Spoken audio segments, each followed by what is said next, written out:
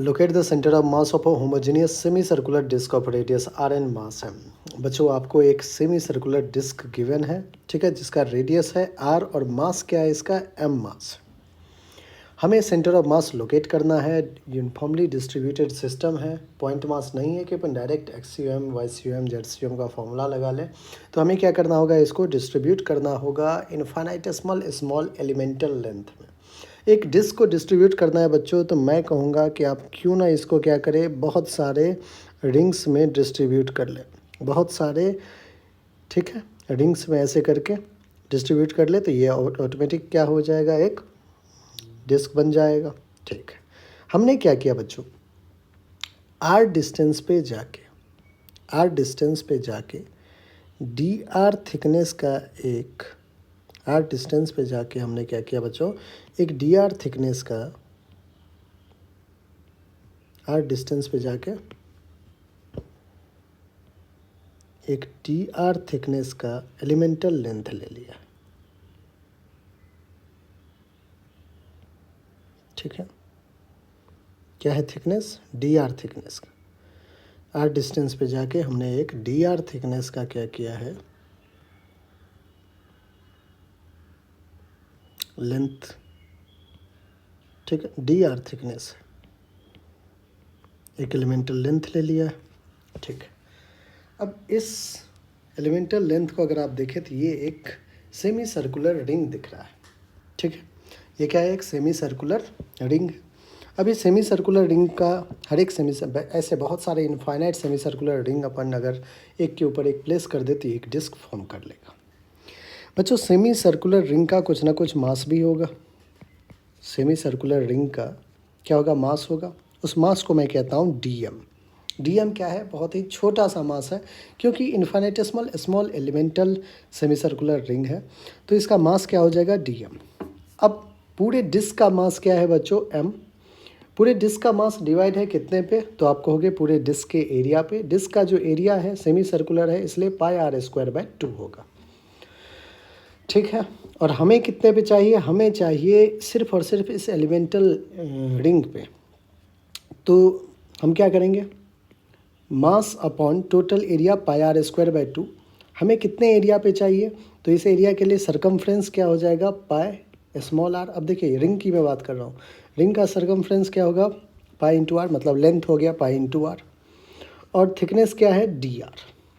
तो आप कहोगे कि जो डी एम मास है वो हो जाएगा 2m upon pi r square into pi r D r. बच्चों पाई ने पाई को कैंसिल आउट कर दिया, तो आ गया 2m upon are square into R D r. ये हमारा इस एलिमेंटल लेंथ का डीएम मास है। अब बच्चों रिंग की वजह से, इससे प्रीवियस क्वेश्चन अगर आप देखोगे तो रिंग की वजह से हमने सेंटर ऑफ मास कैलकुलेट कर लिया है। अगर सेमी सर्कुलर रिंग है, इसकी वजह से जो सेंटर ऑफ मास होगा, तो ऑफ कोर्स इस रिंग का आप एक्स यू एम तो 0 ही लिखेंगे, क्योंकि वाई एक्सिस पे लाई करेगा, सिमेट्रिक भी कह रहा है, और हमने डेरिवेशन भी कर रखा है कि एक्स यू एम 0 होगा। वाई सी यू एम क्या हो जाएगा बच्चों, तो 2 रेडियस आर अपॉन पाई, ठीक है, रिंग का जो रेडियस होगा। और ये किसका है, ये सेंटर ऑफ मास है एक रिंग का, जो एलिमेंटल रिंग है आपका, उसका ये सेंटर ऑफ मास है। इसका मतलब बच्चों ध्यान समझिएगा कि हर एक, मतलब इस रिंग का सेंटर ऑफ मास लेट से यहाँ पे लोकेट कर रहा है, ऐसे किसी और रिंग का इस यहाँ पे लोकेट कर रहा होगा, फिर यहाँ पे, फिर यहाँ पे, ऐसे। मतलब जो सेंटर ऑफ मास होगा वो सिर्फ और सिर्फ आप देखिए वाई एक्सिस पे लाई कर रहा है।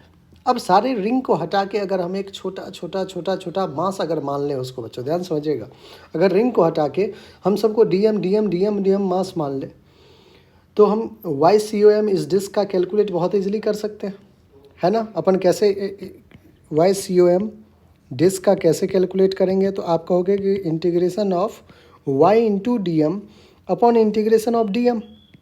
अब integration of Y into D M, तो वाई क्या हो जाएगा, यहाँ से देखिए वाई क्या है, बेसिकली वाई इस डी एम का, मतलब इस डी एम मास का ओरिजिन से पोजिशन कोऑर्डिनेट है, वो तो आ चुका है 2r अपॉन पाई। तो हमें पोजीशन कोऑर्डिनेट y की जगह क्या लिखना होगा, 2r अपॉन पाई। तो integration of 2r upon pi D M mass क्या हो जाएगा, 2m upon are square into R D R और divided by integration of D M is 2m upon are square into R D R. अब देखिए बच्चों, sorry 2m है यहाँ, 2m जो कैंसिल आउट हो रहा है उसको अपन कैंसिल आउट कर लेते हैं। एक सेकेंड 2m नहीं, सही तो था 2r अपॉन पाई ना, 2r ही रहेगा। 2 2 जा 4, इंटीग्रेशन के अंदर देखिए 4 है, m है, r और r स्क्वायर है, dr है, divided by pi into capital R square. Integration of 2m upon are square into R D r. बच्चों कुछ कॉमन दिख रहा है उसको बाहर कर लेते हैं, जैसे कि 4 कॉमन है, m कॉमन है, मतलब 4 constant, m constant, pi r square constant. Integration के अंदर सिर्फ वेरिएबल रहेगा r square D r divided by 2m upon are square constant है, बाहर के जो इंटीग्रेशन के अंदर आर डी आर। बच्चों ध्यान समझिएगा, r जो है वो वेरी कर रहा है, कहाँ से कहाँ कर रहा है। तो आप कहोगे कि लेट से पहला एलिमेंटल लेंथ अगर हम यहीं पे ले लें तो r की वैल्यू 0 हो जाएगा ओरिजिन पे। जैसे जैसे आप बढ़ते जाओगे वैसे वैसे क्या होगा, r की वैल्यू बढ़ती जाएगी, और एक जब यहाँ पे सरकमफ्रेंस पे लाई कर रहा होगा तो r की वैल्यू होल्ड करेगा, जो रेडियस है डिस्क का। तो 0 टू कैपिटल R जो है वो इसका लिमिट वेरी कर रहा है। कहाँ से कहाँ तक बच्चों, 0 से कैपिटल R। जो अपना स्मॉल r है वो 0 से R तक वेरी कर रहा है। m ने m को कैंसिल किया, 2 1 जा 2 2 जा, आर स्क्वायर ने आर स्क्वायर को किया, तो हमारे पास जो ऊपर क्वांटिटी है बच्चों वो है 2 अपॉन पाई, ठीक है, integration of R square D R square का integration of course R cube by 3 हो जाएगा, लिमिट है 0 to r, divided by integration of R D R will be R square, limit are square by 2, limit क्या है बच्चों 0 to r।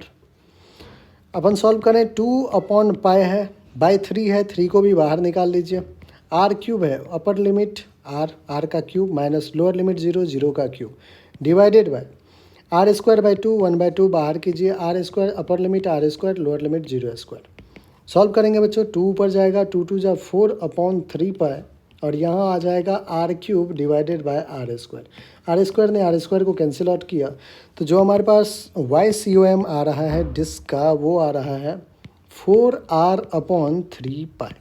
क्या आ रहा है बच्चों, 4r अपॉन 3 पाई YCOM आ रहा है डिस्क का। XCOM डिस्क का क्या हो जाएगा, 0 हो जाएगा। ठीक है, तो ये आपका फाइनल आंसर आ चुका है। इस तरीके से अपन